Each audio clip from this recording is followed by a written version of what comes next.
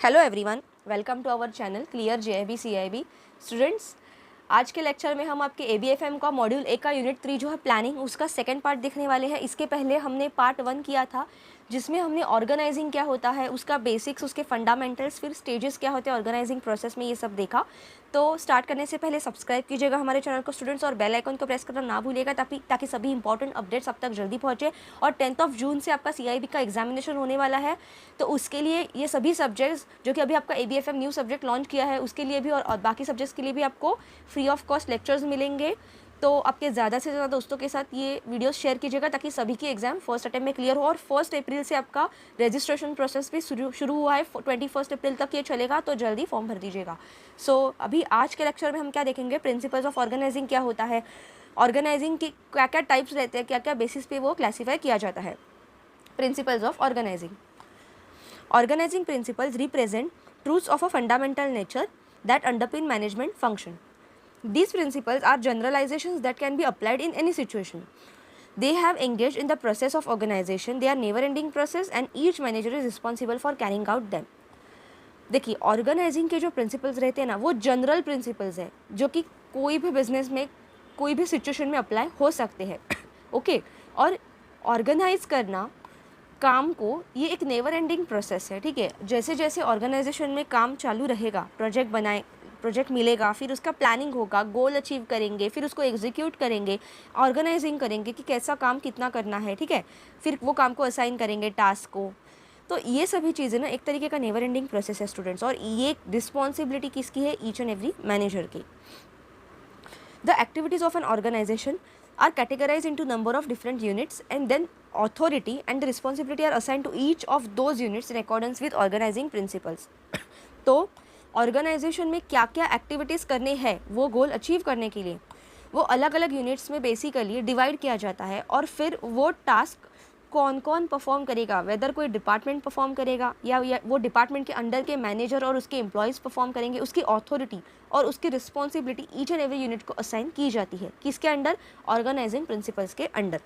Organising principles serve as a guidelines for organizing process. तो जो organising process है ना, उसके लिए एक तरीके का बेस माने जाते हैं ये principles. So these are very important, आपको ध्यान रखना है। कई सारे प्रिंसिपल्स हैं, 5 ऑप्शंस में से ऑड वन आउट में ज़रूर पूछ सकते हैं कि इनमें से कौन सा ऑर्गेनाइजिंग प्रिंसिपल नहीं है। ओके, देखिए, essential principles of organizing are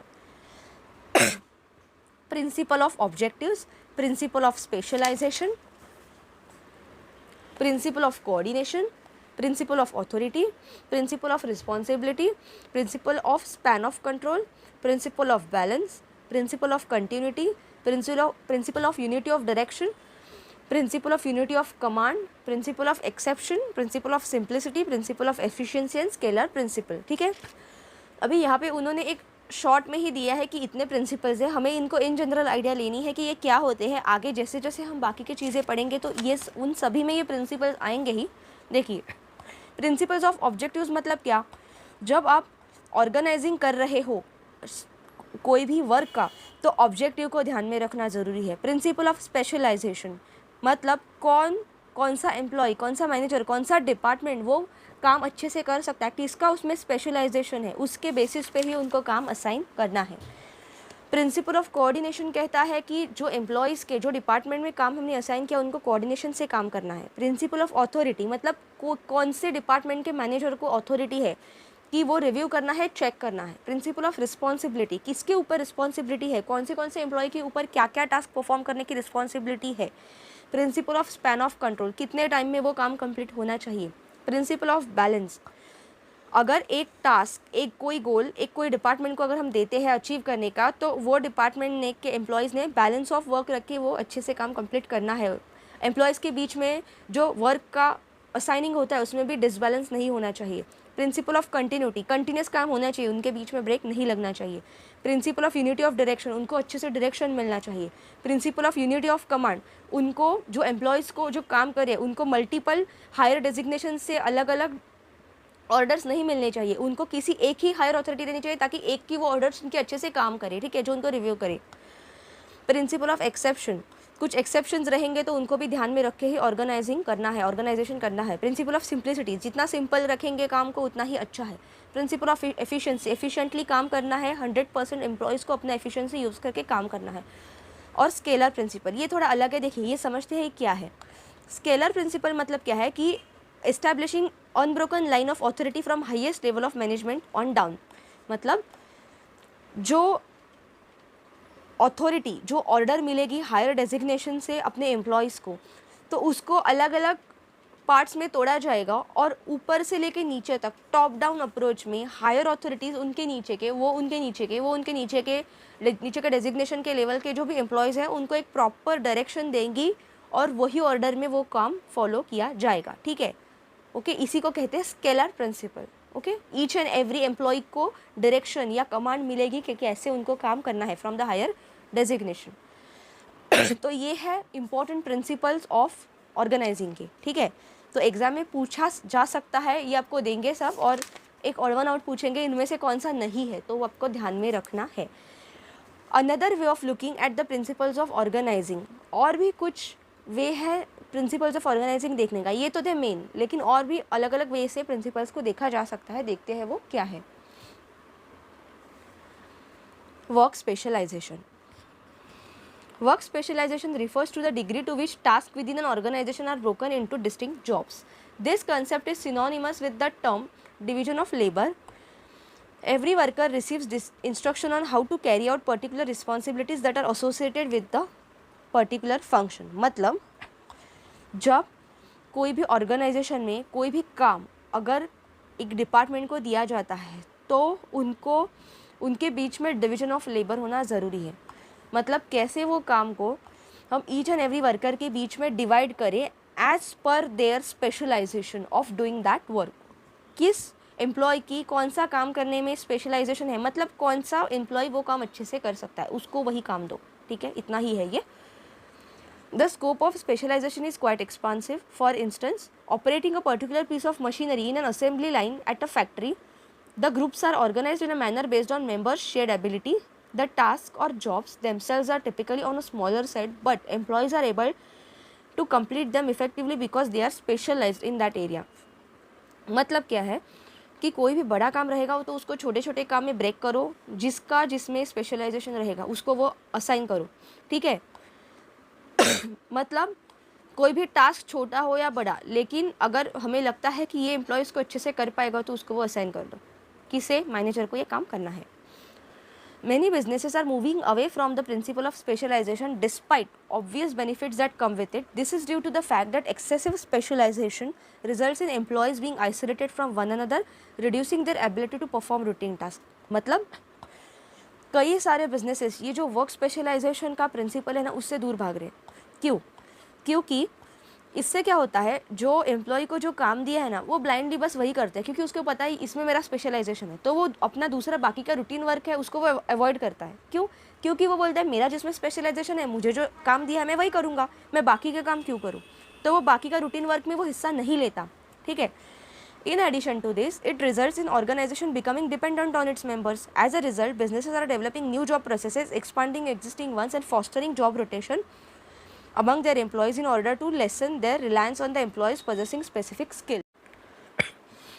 मतलब अभी ऑर्गेनाइजेशंस अगर एक एम्प्लॉई स्पेशलाइजेशन से ही उसके एज पर देयर स्पेशलाइजेशन अगर उसको एक काम दिया तो वो वही काम करेगा, वो रूटीन का काम तो करेगा नहीं। और फिर उसकी वजह से होता क्या, ऑर्गेनाइजेशंस है ना वो अपने मेंबर्स के ऊपर डिपेंडेंट हो जाता है। सपोज़ वो मेंबर ने कल रिज़ाइन कर दिया तो फिर उस जिसका वो काम में स्पेशलाइजेशन था वो तो चला गया, अभी बाकी के लोगों को पता नहीं है कि वो काम कैसे करना है। ठीक है, तो क्या होगा, ये ऑर्गेनाइजेशन वो एम्प्लॉय के ऊपर डिपेंडेंट हुआ। इसीलिए आजकल नए नए जॉब प्रोसेसेस डेवलप हो रहे हैं जिसमें जॉब रोटेशन वाला जो कॉन्सेप्ट है ना वो बहुत उसको बढ़ावा मिल रहा है। आपको भी पता होगा आपके ऑर्गेनाइजेशन में जॉब रोटेशन रहता है ना बैंक्स में, कि कोई भी एक पर्सन एक नहीं काम नहीं करता, हमेशा एक पर्टिकुलर टाइम के बाद जॉब रोटेशन होता है ताकि सभी पर्सन को, सभी एम्प्लॉयज़ को सभी तरीके का काम करना आना चाहिए, ताकि dependence upon employees specific work के लिए स्पेसिफिक एम्प्लॉय के ऊपर वो स्टॉप हो जाए। ओके, नेक्स्ट प्रिंसिपल है ऑर्गेनाइजिंग का, authority. The legitimate power that is delegated to managers so that they may take decisions, issue orders and allocate resources on behalf of organization in order to accomplish goals of organization referred to as authority. मतलब managers को एक ऐसी legitimate power दी गई है ताकि वो और जो गोल कंप्लीट करने के लिए कैसे डिसीजंस ले, ठीक है, एक ऑर्डर्स इशू करे अपने एम्प्लॉयज़ को, रिसोर्सेज को कैसे एलोकेट करना है अपने एम्प्लॉयज़ के बीच में ताकि वो रिसोर्सेज को यूज़ करके एम्प्लॉयज़ वो गोल अचीव करने में हेल्प करे।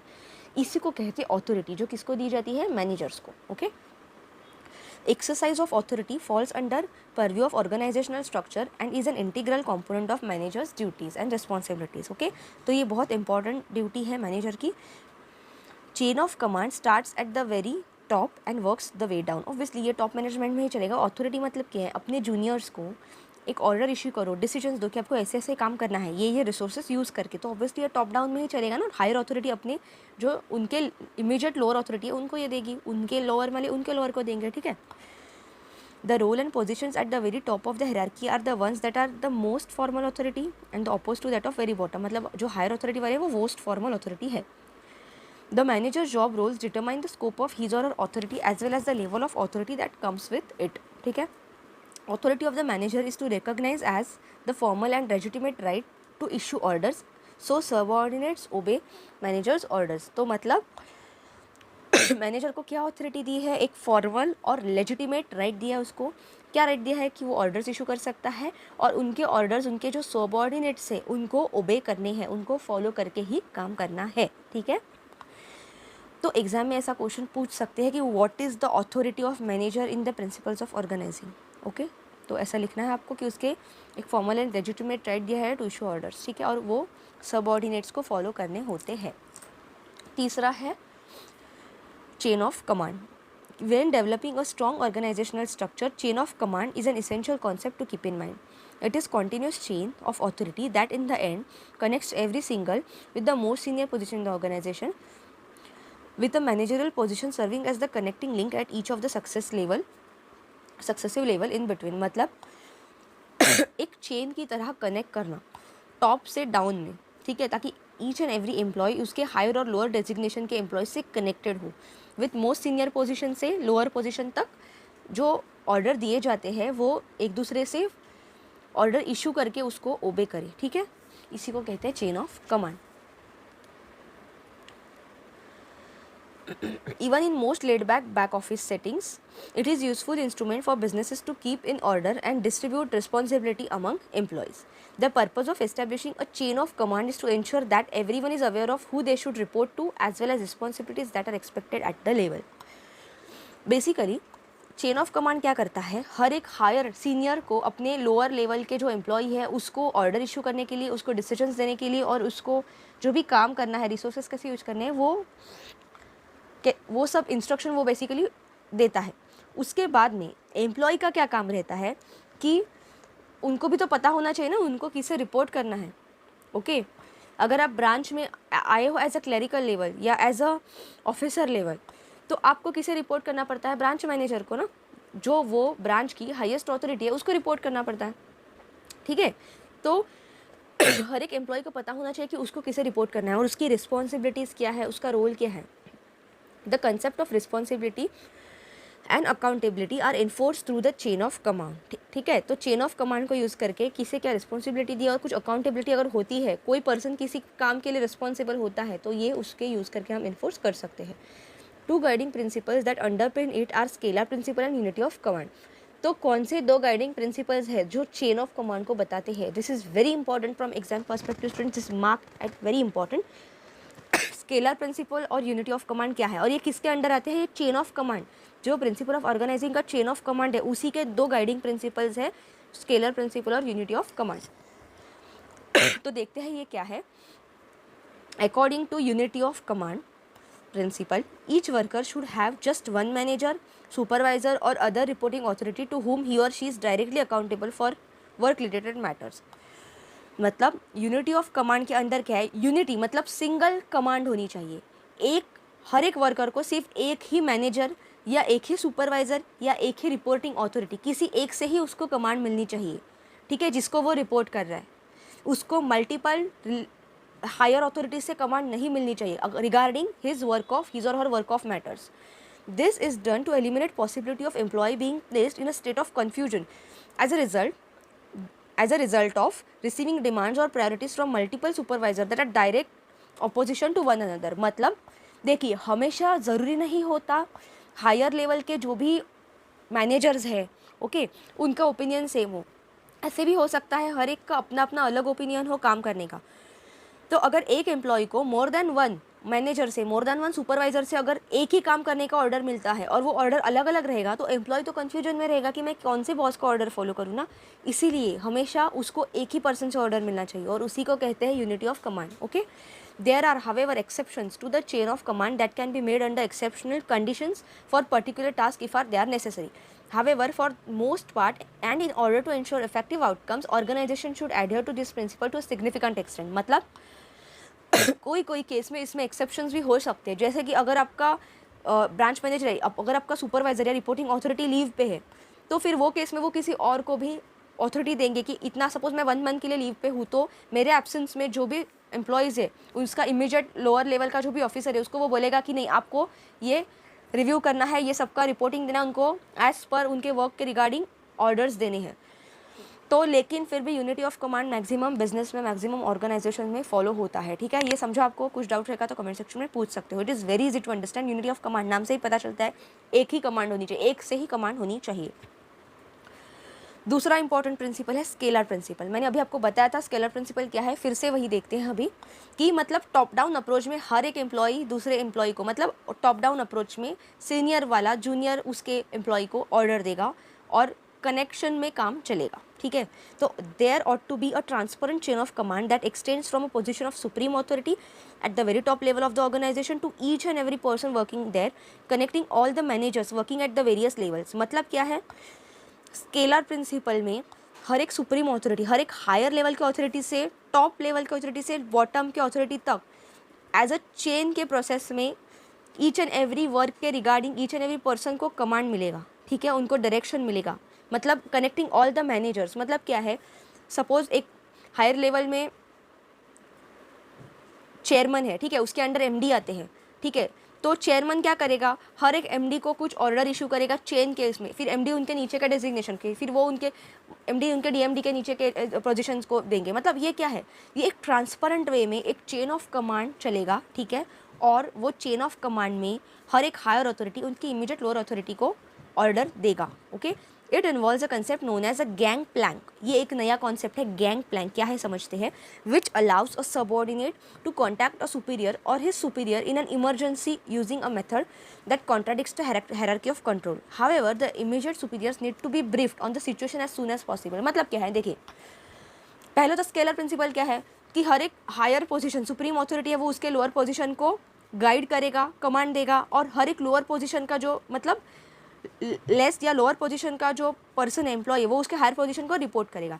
इसके बीच में अगर कभी कभी गैंग प्लैंक मतलब क्या है, अगर कभी कोई एम्प्लॉय जगह पे नहीं है, सपोज वो लीव पे है या एब्सेंट है, कुछ भी है, और कुछ इमरजेंसी का सिचुएशन आता है जिसमें जो सपोज क्लरिकल लेवल का कोई पर्सन है जो लोअर लेवल का एम्प्लॉय है, उसको उसकी इमीडिएट हायर लेवल जिससे वो कनेक्टेड है अंडर सेलर प्रिंसिपल, वो एब्सेंट है, वो नहीं है, तो इमरजेंसी सिचुएशन में वो उसके भी अबाव लेवल के, मतलब एक लेवल स्किप करके उसके अबाव लेवल के वो मैनेजर से, उसके अबाव लेवल के डेजिग्नेशन के पर्सन से हेल्प लेगा, उससे कांटेक्ट करेगा. ठीक है, और उससे कंट्रोल कैसे हायरार्की ऑफ कंट्रोल करना है वो फिर उसके इमीडिएट नेक्स्ट में उसके नेक्स्ट का नेक्स्ट वाला ऊपर वाला पर्सन उसे कंट्रोल करेगा. लेकिन जब भी उसका इमीडिएट सुपरवाइजर जिसको वो every day every time report करता है वो जब आएगा तो उसको भी ये सब सिचुएशन ब्रीफ में समझाना जैसे जितना जल्दी हो सके ये ज़रूरी होता है. इसी को कहते हैं गैंग प्लैंक. तो आप इसको ऐसे समझे, गैंग प्लैंक मतलब क्या है कि सपोज कोई एक पर्सन है, ठीक है, क्लरिकल है, उसको उसके इमीडिएट नेक्स्ट सर्विस मैनेजर है, सपोज उसको रिपोर्ट करना है, और सर्विस मैनेजर रिपोर्ट करता है ब्रांच मैनेजर को. सपोज कभी सर्विस मैनेजर प्रेजेंट नहीं रहेगा और जो क्लर्क है आपके ब्रांच में, बैंक में, उसको कुछ इमीडिएट इमरजेंसी सिचुएशन आया तो उसको उसमें डिसीजन लेना है, तो क्या करे. तो अगर सर्विस मैनेजर नहीं है तो उसका हायर डेजिग्नेशन कौन है, ब्रांच मैनेजर. वो सीधा जाएगा ब्रांच मैनेजर के पास, ऐसा सिचुएशन है सर मैडम मुझे क्या करना है. फिर वो केस में जो हायरार्की ऑफ कंट्रोल है, कंट्रोल कौन लेगा, ब्रांच मैनेजर. लेकिन जब भी सर्विस मैनेजर आता है वापस ड्यूटी पे तो उसको ये सभी सिचुएशन समझा के उसको इसका आइडिया देना ज़रूरी है। ओके, तो ये डायरेक्ट एक स्किप करके ऊपर के एजिग्नेशन को देना कंट्रोल, इसी को कहते हैं गैंग प्लैंक। और ये है स्केलर प्रिंसिपल, मतलब हर एक पर्सन उसके टॉप मैनेजमेंट से कॉन्टैक्ट में रहेगा और सुप्रीम अथॉरिटी उसके लोअर लेवल को ट्रांसपेरेंट वे में ऑर्डर देंगे। ठीक है, आपको कुछ डाउट रहेगा तो आप पूछ सकते हो, लेकिन मुझे नहीं लगता आपको कुछ डाउट रहेगा, मैंने इतने अच्छे से आपको समझाई है, दोनों कॉन्सेप्ट और एग्जाम पर्सपेक्टिव से बहुत इंपॉर्टेंट है। नेक्स्ट आता है डेलीगेशन। प्रिंसिपल ऑफ ऑर्गेनाइजिंग का नेक्स्ट प्रिंसिपल है delegation. Delegation is yet another significant idea that is intimately connected to concept of authority. The act of delegating responsibilities or authority at work to other people such as workers or subordinates is known as delegation. मतलब basically लोगों को अलग अलग responsibility assign करना, ठीक है, as per work, okay, और फिर वो कैसे वो काम करेंगे, अथॉरिटी उनको बेसिकली देना काम करने के रिगार्डिंग, उसी को कहते हैं delegation. When managers are unable to delegate, they end up doing all the jobs themselves and underutilizing their employees. The capacity to effectively delegate the task is essential to succeeding in manager's role. मतलब delegate मतलब basically एक efficient way में आप काम को बांट दो, अपने जो नीचे काम करे एम्प्लॉयज़ है उनमें असाइन कर दो, उनमें बांट दो ताकि वो अपना अपना काम करे, फिर उनमें कंट्रोल रखो। अगर कोई मैनेजर डिलीगेट करने में सक्सेसफुल नहीं होता है तो क्या होता है, वो सब काम खुद ही करेगा, वो अपने नीचे के एम्प्लॉयज़ को काम डिवाइड ही नहीं कर पाया, तो क्या करना पड़ेगा, उसको खुद को ही सब काम करना पड़ेगा। फिर क्या होगा, वो अंडर यूटिलाइज करेगा, वो अपने एम्प्लॉयज़ का जो पावर है, मैन पावर है, वो यूज़ नहीं कर पाएगा क्योंकि वो सब काम खुद ही कर रहा है। तो इसीलिए जब एक इफेक्टिव मैनेजर को, सक्सेसफुल मैनेजर को क्या करना है, अपना टास्क को अच्छे से डेलीगेट करना है, लोगों में बांटना है, उसके एम्प्लॉयज़ में। When a superior gives discretionary power to subordinate, this is known as delegating authority to the subordinate. मतलब कोई भी मैनेजर, कोई भी सुपीरियर ऑफिसर जब उसके बिलो काम करने वाले लोगों को एक अथॉरिटी देता है, डिस्क्रिशनरी पावर देता है कि ये काम आपको करना है, उसकी अथॉरिटी मैं आपको दे देता हूँ, तो इसी को कहते हैं delegating authority to subordinate. The act of passing one's responsibility and responsibility to one's subordinate is known as delegation. अभी हमने वही देखा, no matter how high up in the organizational structure they are, superiors or managers cannot assign authority if they do not have themselves possess that authority. मतलब ये जो act of delegation है ना, लोगों को काम बांटना, ये हायर लेवल से लोअर लेवल तक चलेगा, और कोई भी इंसान जिसके पास खुद की अथॉरिटी नहीं है वो काम करने की, वो उसके नीचे काम करने वाले लोगों को डेलीगेशन नहीं कर पाएगा। ओके, मतलब ऐसा कोई भी सुपीरियर या मैनेजर जिसके पास खुद के पास ये अथॉरिटी असाइन नहीं की है तो वो लोगों को, उसके नीचे काम करने वाले एम्प्लॉयज़ को असाइन नहीं करेगा। The process of delegation includes creation of desired outcomes, assignment of task, delegation of authority for performing these tasks, extraction of responsibility for successful completion of delegated duties. Employees are then empowered to contribute their own ideas and to perform their duties in the most effective manners when they are given the authority to delegate tasks to others. मतलब जब employees को task दिया जाएगा, डिलीगेट किया जाएगा, तो employees का duty है वो काम अच्छे से पूरा करना, रिस्पॉन्सिबिलिटी से, ठीक है, कुछ डाउट रहेगा तो वो पूछ सकते हैं, उनके खुद के आइडियाज़ और इनोवेशन यूज़ करके वो काम इफेक्टिवली अच्छे से कंप्लीट करना, वो ड्यूटी किसका है, सबऑर्डिनेट्स का, जिनको वो काम दिया है। नेक्स्ट प्रिंसिपल है span of control. The number of workers who are under manager supervision are known as their span of control, ठीक है, which is also sometimes referred as span of management. It refers to the number of people who report directly to the manager and are accountable for the boss action. मतलब कोई भी एक manager के under कितने workers आते हैं जिनको उसे काम असाइन करके उनका सुपरविजन करना है, उसी को कहते हैं स्पैन ऑफ कंट्रोल या स्पैन ऑफ मैनेजमेंट, ठीक है। तो जितने भी नंबर ऑफ़ पीपल उसके अंडर आते हैं तो उनको रिपोर्ट करना है वो मैनेजर को, और फिर जो भी बॉस का एक्शन रहेगा तो वो एम्प्लॉयज़ उसके लिए अकाउंटेबल रहेंगे। मतलब जो भी मैनेजर का रूल रहेगा, जो भी मैनेजर का क्या कह सकते हैं हम लोग, ऑर्डर रहेगा, वो एम्प्लॉयज़ को फॉलो करना ही पड़ेगा, ठीक है, regarding the work, so they are accountable for the boss action. Understanding an organizational design as well as dynamics of its working groups requires solid grasp of concept of span of control. Within the same company, the breadth of a control might shift from one department to another depending upon the circumstances. तो as per department ये change होता रहता है कि किसके अंदर कितना span of control रहेगा और कैसे रहेगा, okay? The range might be either broad और स्पेसिफिक। ओके, मतलब जो स्पैन ऑफ कंट्रोल का रेंज है वो एक तो ब्रॉड भी रह सकता है या स्पेसिफिक भी रह सकता है। When a manager has a higher number of people reporting to him, there is said to be a wide span of influence over the organisation. Greater independence is afforded by this kind of organisational structure. A manager is said to have a restricted range of authority when there are fewer direct reporters to their supervision. मतलब इसका मतलब समझिए क्या है, जब किसी manager के अंदर ज़्यादा नंबर ऑफ़ लोग रिपोर्टिंग रहेंगे, ज़्यादा लोगों को उसको अगर सुपरवाइज़ करना है, तो वो क्या होता है, पूरे वो सपोज़ ब्रांच है तो वो पूरे उस पर उसी का इन्फ्लुएंस हो जाता है और फिर डिपेंडेंस ऑन वन पर्सन ज़्यादा बढ़ता है क्योंकि एक मैनेजर के अंडर ज़्यादा लोग काम कर रहे हैं ना। और manager said to have a restricted range, लेकिन जिसका रेंज रिस्ट्रिक्टेड है, जिसके अंडर ज़्यादा लोग काम नहीं कर रहे हैं, when there are fewer direct reporters under their supervision, ability of manager to spend more time with their direct subordinates as well as promotion of professional growth and advancement both are benefits of narrow spans।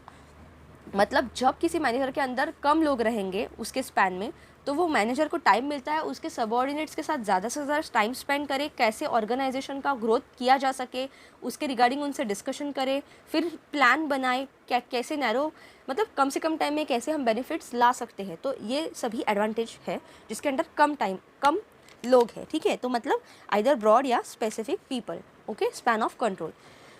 अभी आगे देखते हैं types of organisations क्या है। अभी हमने क्या देखा यहाँ पे कि प्रिंसिपल्स ऑफ ऑर्गेनाइजिंग क्या होता है, ये तो पहले मेन प्रिंसिपल्स देखे, फिर बाद में क्या देखे, work specialisation, authority, chain of command, उसके अंदर देखा unity of command, scalar principle, फिर देखा डेलीगेशन, फिर देखा span of control.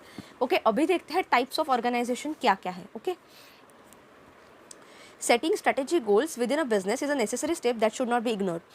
Strategic goals of a company addresses all areas of business such as deciding which markets to operate in, what products and services to offer to clients and how to find, keep and outstanding employees. Okay, मतलब किसी भी company के लिए strategic गोल बनाना क्या होता है, मतलब decide करना कि वो कौन से मार्केट में अपना बिजनेस चलाएगा, कौन से प्रोडक्ट्स या सर्विसेज अपने क्लाइंट्स को ऑफर करेगा, कैसे अपने एम्प्लॉयज़ को ढूंढेगा और उनको रिटेन करेगा। ठीक है, stating strategic goals for organisation and ensuring that all business operation contribute towards meeting these goals are responsibility of management of organisation. तो बिजनेस में जो ऑपरेशन हो रहे हैं उससे अपने गोल्स मीट हो सकते हैं या नहीं, ये भी ड्यूटी है मैनेजमेंट की। When a company has determined its strategic objectives, the next step is to put these objectives into action। एक बार ऑब्जेक्टिव डिसाइड किए तो अभी एक्शन में लाना भी जरूरी है ना, तभी तो गोल अचीव होंगे। Communication and the provision of plans are direct the activities of those in the organization are required for the organization to realize its strategic goals and put those goals into action। तो communication और plans अच्छे से करेंगे तो ये कैसे उसको action में लाना है प्लान्स को ये अच्छे से कर सकते हैं। Based on the nature of authority and its flow, basic types of organisation may be classified as. तो नेचर ऑफ ऑथोरिटी मतलब कैसे टाइप में ऑथोरिटी दी जा रही है और कैसा फ्लो है, उसके बेसिस पे ऑर्गेनाइजेशन के 4 क्लासिफिकेशंस होते हैं, 4 टाइप्स में। Okay, 4 types. Centralise and decentralised organisation, दूसरा है लाइन एंड स्टाफ ऑर्गेनाइजेशन, तीसरा है फंक्शनल ऑर्गेनाइजेशन और चौथा है community organisation. This is very important, exam में आपको पूछ सकते हैं कि ऑड वन आउट में पूछेंगे, 5 ऑप्शंस रहेंगे ना, 4 देंगे कि which one of this is not an classific type of organisation. ठीक है, based on this types classification of organisation is possible. तो सेंट्रलाइज डिसेंट्रलाइज एक रहेगा, लाइन एंड स्टाफ रहेगा, फंक्शनल रहेगा, कमिटी रहेगा। ठीक है, पहला देखते हैं centralise and decentralise organisation. Centralise organisation क्या होता है? A centralized business structure is one in which key decisions such as those on a resource allocation are made by a single individual and that individual also provides primary strategic direction for the company. Most small firms are run on the centralized manner। मतलब ऐसे business जिसमें resource कैसे allocate करना है, कौन से employ को क्या काम करना है, ये सब डिसीजन सिर्फ एक ही पर्सन लेता है, तो इसीलिए उसको बोलते हैं सेंट्रलाइज ऑर्गेनाइजेशन। और जितने भी स्मॉल फर्म्स हैं वो ये सेंट्रलाइज ऑर्गेनाइजेशन का ये फॉलो करते हैं, in which the business owners is responsible for making all essential choices concerning products, services, strategic direction and other crucial areas. On other hand, the size of an organization is not necessary for it to be centralized। मतलब कोई भी organisation centralised वाला follow करे या कोई और organisation process follow करे, ये डिपेंड नहीं करता कि उसका साइज़ कितना है, चाहे वो स्मॉल ऑर्गेनाइजेशन हो या बड़ा ऑर्गेनाइजेशन हो। अगर उसमें कोई एक पर्सन, सिंगल पर्सन ये सब चला रहा है तो उसको कहते हैं सेंट्रलाइज ऑर्गेनाइजेशन। अभी देखते हैं इसके एडवांटेजेस क्या क्या है। Organizations that are centralized have a greater clarity in their decision making process and more efficient implementation of policies and projects and greater control over organizations overall strategic direction। मतलब जो centralise organisation है उसमें एक बहुत अच्छी तरीके की clarity होती है, क्योंकि क्लैरिटी किस में रहती है, डिसीजन मेकिंग में, क्योंकि वहाँ पे सिर्फ एक ही पर्सन रहता है जो ये सब डिसीजंस लेता है और उसको वही पॉलिसी बनाता है, प्रोजेक्ट्स डील करता है, फिर उसको असाइन करता है। तो इसमें क्या होता है कि एक क्लैरिटी रहती है और कुछ कन्फ्यूजन नहीं रहता और बाकी के लोगों को फॉलो करना ही पड़ता है, तो इसीलिए ग्रेटर कंट्रोल भी होता है। Centralise organisations typically provide less possibilities for staff members to respond and they run on a greater danger of being a rigid as a result.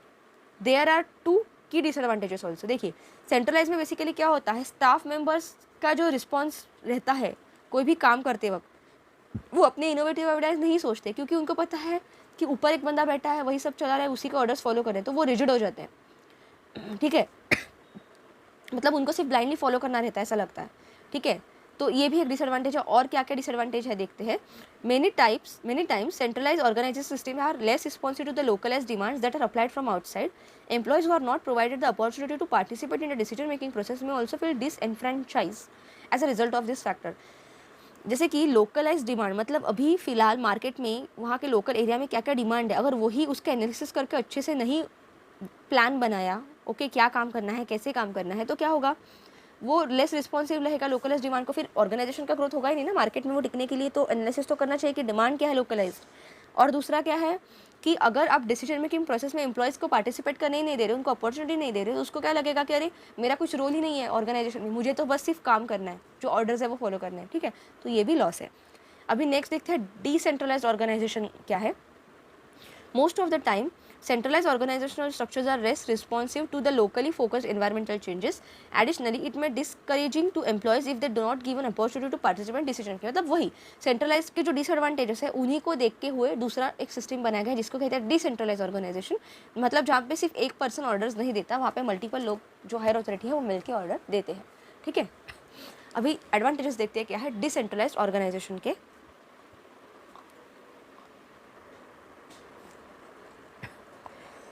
A decentralized management structure offers a variety of benefits as follows. Fast decision making and response times. It is critical that decisions be taken and put into action in a timely way. It is essential for enterprises if they wish to maintain their competitive edge to seize chances that are consistent with the overall strategic direction of the firm। मतलब अभी decentralise है तो multiple लोग मिल के एक दूसरे से बात करके कॉमन पॉइंट पे आएंगे, एनालिसिस करके, तो क्या होता है डिसीजन भी फास्ट रहता है और रिस्पॉन्स टाइम भी कम रहता है। मतलब कुछ भी अगर प्रॉब्लम रहेगा, कुछ डिस्कशन करना, तो इमीडिएट डिस्कशन करके we will come to a decision. तो एक तरीके का कॉम्पिटिटिव एज भी देता है ना, क्योंकि जहाँ पे एक इंसान का दिमाग लग रहा था वहाँ पे 10 जन का दिमाग लगेगा अगर सपोज, तो वहाँ पे वो ऑर्गेनाइजेशन ज़्यादा अच्छे से ग्रोथ करेगा, कॉम्पिटिटिव एज उसको मिलेगा। ओके, जबकि क्रिटिकल डिसीजन है वो भी आसानी से ले जाएंगे जल्दी से जल्दी। And improved capacity to expand company. It is essential for businesses to always investigate new avenues through which they may supply their clients with products and service. मतलब अभी अगर ज़्यादा लोग दिमाग यूज़ करके इन्वेस्टिगेशंस करेंगे, एनालिसिस करेंगे, फिर ऑर्गेनाइजिंग का प्रोसेस बनाएंगे, ठीक है, प्लानिंग करेंगे, उसको एग्जीक्यूट करेंगे, तो कैपेसिटी तो ऑब्वियसली इंप्रूव होगी कंपनी की। ठीक है, नेक्स्ट है स्किल्ड और specialised management. Organisations have a responsibility to make investments in a training of highly skilled workers who can make decisions that are the best interest of organisation and will assist in achieving its objective. मतलब organisations की responsibility क्या होती है, उनके पास जो भी highly skilled worker रहेंगे उनका जो ओपिनियन है, उनके डिसीजंस को यूज़ करके अगर वो प्रोसेस में डिसीजंस लेंगे, प्लानिंग करेंगे, एग्जीक्यूशन करेंगे, तो क्या होगा, स्किल्ड मैनेजमेंट जो है, स्किल्ड स्पेशलाइज्ड मैनेजमेंट होगा, क्योंकि वहाँ पे एक्सपर्ट लोगों का दिमाग यूज़ किया रहेगा उस रिस्पेक्टिव काम में। Improvement in morale of employees. The ability of business to recruit, train and keep highly motivated workers is critical to that organization's long-term success. One strategy for boosting employee morale is to give workers more say in a decision that affect them। मतलब यहाँ पे ज़्यादा लोग अगर participate करेंगे in decision making process तो उनका moral भी बढ़ेगा। ठीक है, उनको बूस्ट मिलेगा, एक मोटिवेशन मिलेगा कि चलो हमारा भी डिसीजन ले रहे हैं। Link between compensation and responsibility. There are generally a correlation between increase prospects of advancement and matching increase in the compensation. When working for a decentralized company, a pay raise will frequently be accompanied by an increase in the duties associated with the learning skills, having additional decision making authority and supervising other employees. मतलब जब employees सब मिलके decision लेंगे, okay, उसमें क्या रहेगा, उनको पता रहेगा कि अगर मेरा कंपेंसेशन, मेरा पे बढ़ रहा है तो मेरी रिस्पॉन्सिबिलिटी, मुझे काम भी ज़्यादा करना पड़ेगा, ठीक है। तो ये एक तरीके का उनको रियलाइजेशन रहेगा कि अगर मेरा पेमेंट बढ़ रहा है तो मुझे रिस्पॉन्सिबिलिटी भी बढ़ी है, मुझे वो अच्छे से करनी है। तो वो नए नए स्किल्स उनको सीखने में, नए डिसीजंस लेने में, ठीक है, उनको हेल्प करेगा। और more effective utilisation of lower and middle management. In order to achieve success in an organization, a great number of tasks need to be completed. Lower and middle management are frequently relied upon decentralized companies to carry out a significant portion of their responsibilities. As a result, managers can develop significant knowledge and competence in a variety of fields. मतलब जहाँ decentralise में क्या होता है, सभी तरीके के employees को, सभी अलग अलग लोगों को उसमें पार्टिसिपेट करके डिसीजन लिया जाता है, ठीक है। ये ऑर्गेनाइजेशन के प्रोसेस में सभी को मिलकर डिसीजन लेना रहता है, ऑर्डर्स करने पड़ते हैं। तो जो लोअर और मिडल लेवल मैनेजमेंट के लोग हैं, उनका अच्छे से यूटिलाइजेशन होता है, उनका भी ब्रेन हम यूज़ करके अच्छा डिसीजन ले सकते हैं, ओके। और उनका नॉलेज भी यूज़ करके काम अच्छा वो करेंगे, क्योंकि उनका भी यहाँ पे रोल है, ठीक है। ये थे एडवांटेजेस। अभी देखते हैं डिसएडवांटेजेस क्या है डिसेंट्रलाइज ऑर्गेनाइजेशन के। Difficulties in coordinating activities. It is essential for an organization to be working toward a unified objective. Because decision making is delegated in a decentralized organization, it is frequently difficult to ensure that all divisions of a company are working in a consistent manner to achieve organizational strategic goals. This is one of the challenges that comes with having decentralized organization. मतलब अभी अगर ज़्यादा लोग मिलकर decision लेंगे तो उनके बीच में अच्छा कोऑर्डिनेशन होना भी ज़रूरी है। अगर एक पर्सन ए ओपिनियन का रहेगा, दूसरा पर्सन बी ओपिनियन का रहेगा, तो क्या होगा, उनके बीच में कोऑर्डिनेशन में डिफ़िकल्टी आएगी। हर एक बोलेगा नहीं नहीं मैं तो अपना डिसीजन लूँगा, मैं तुम्हारा डिसीजन क्यों फॉलो करूँ, मुझे तो वो मतलब मुझे तुम्हारा डिसीजन सही नहीं लग रहा। तो क्या होगा, फिर डिफ़िकल्टी आएगी कोऑर्डिनेशन एक्टिविटीज़ में। नेक्स्ट है increase in administrative cost due to implication of efforts. Duplication of efforts मतलब decentralized organizations are more likely to engage in duplication of efforts, which leads in inefficiency as well as increase in the cost because of similar decisions and activities need to be carried out across all divisions of an organization. जब decentralised organisation होता है उसमें duplication of efforts, अलग अलग employees similar काम ही continue मतलब repeat में कर रहे हैं और उनको पता ही नहीं कि दूसरा टीम भी वही काम कर रहा है, तो क्या होगा, ये डुप्लीकेशन ऑफ एफर्ट रहेगा और फिर कॉस्ट भी बढ़ाएगा, क्योंकि अगर सेम काम दो जन कर रहे हैं अलग अलग जगह पे तो डुप्लीकेशन ऑफ एफर्ट होगा, उससे कुछ फ़ायदा तो होगा नहीं, कॉस्ट ज़्यादा लगेगा। Inconsistency in operations. When autonomy is distributed throughout an organization as it is in decentralized organization, division managers may be tempted to customize or alter the operations of their division in an effort to maximize productivity and serve the best interest of their division. ठीक है, this can lead to inconsistency in operations. Within the context of this structure, it is essential to make certain that time-saving measures used by one department of a company do not interfere or with or otherwise interrupt the work of other department located within the organization. इसका मतलब क्या है, देखिए अभी अगर अलग अलग managers को ऑटोनॉमी दे दी कि आप अपने एरिया का डिसीजन ले लो, काम करो, तो क्या होगा, जो मैनेजर्स है वो एज अ होल ऑर्गेनाइजेशन के लिए नहीं सोचेंगे। वो क्या करेंगे, मुझे मेरे डिवीजन का प्रॉफिट करना है, मुझे मेरे डिपार्टमेंट के अंदर जिनके एम्प्लॉय है, मेरा जितना टारगेट है, गोल सेट किया है, मुझे उसमें बेस्ट देना है, मुझे उसमें आगे करना है, ठीक है।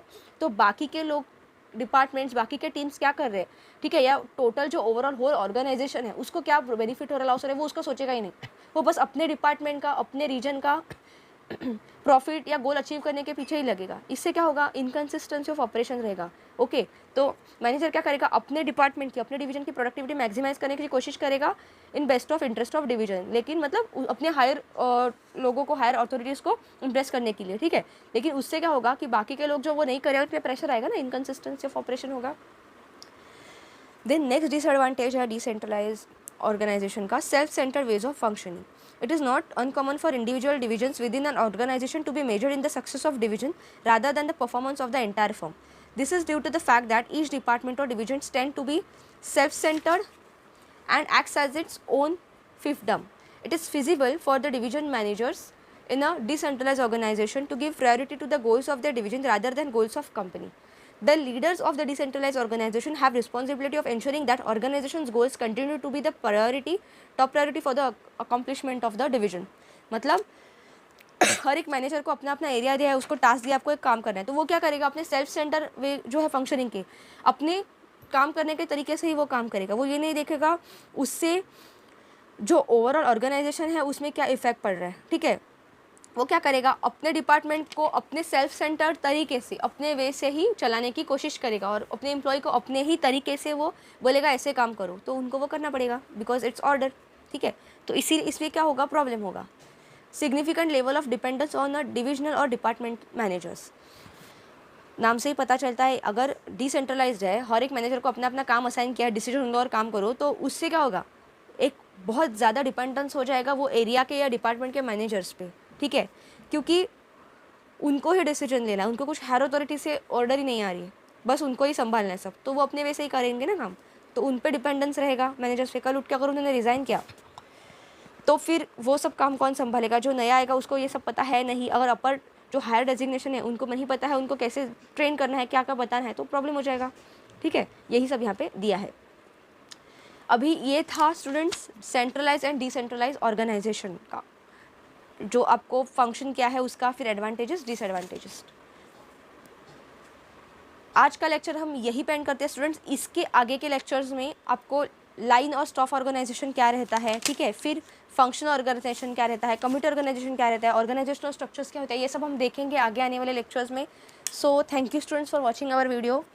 सब्सक्राइब कीजिएगा हमारे चैनल को और बेल आइकन को प्रेस करना ना भूलिएगा, क्योंकि आपको कंटिन्यूसली वीडियोस मिलने वाले हैं, और कुछ डाउट रहेगा तो पूछ सकते हैं कमेंट सेक्शन में। And I would request you कि आप जिस ऑर्डर में हम लोग वीडियो डाल रहे हैं, अगर आप उसी दिन सेम डे आपको टाइम नहीं मिलता देखने के लिए, तो उसके तुरंत 1-2 दिन के बाद जब भी आपको टाइम मिले वो उसी टाइम में कंप्लीट कर दो, नहीं तो लास्ट में जैसे एग्जाम नज़दीक आएगा आपको प्रेशर आ जाएगा, ठीक है। तो जैसे जैसे हम सिलेबस कंप्लीट करें आप सेम फ्लो में चलिए, ताकि लास्ट में आपको कॉन्फिडेंस आएगा और रिवीजन के लिए भी टाइम मिलेगा। सो थैंक यू फॉर वॉचिंग।